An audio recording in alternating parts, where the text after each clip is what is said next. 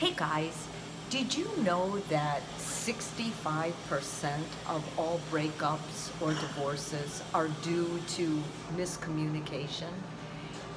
I couldn't believe that, but then again, I could, because if I sit and think about the number one problem my clients have, it has to do with how they listen, how they talk to each other.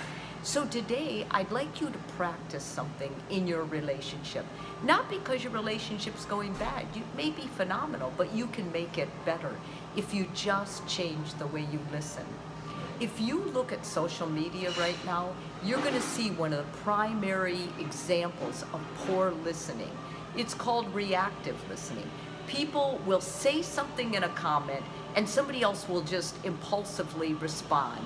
Crazy response, like they haven't thought about it, they aren't trying to understand, they're just reacting. When you do that in your marriage, it sounds like this. You do that all the time. You make me feel this. I don't know why you bring that up. You're always this, you're always that. That's reactive listening.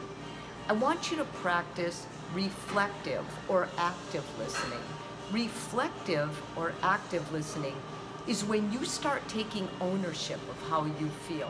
So you start saying, I feel worthless when you work all the time, or I feel unvalued when you don't look up from your phone when I'm talking, or I feel less important or attractive to you when you don't want to hug me anymore.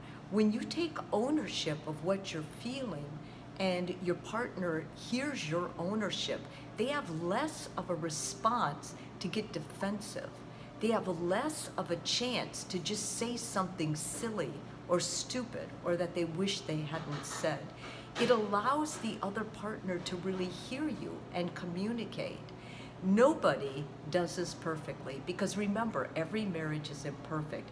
But if you practice a little bit today, a little bit tomorrow, start seeing the changes in yourself, how you feel, and your partner, it won't be long at all before your partner's kind of catching on, starting to feel closer, starting to communicate more openly with you.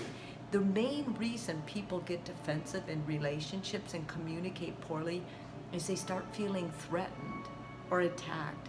You don't want that in your marriage. There's no place for it. Remember, the two of you, the most important win of the day is when you understand each other. Have a fantastic day, and let's all practice reflective, active listening.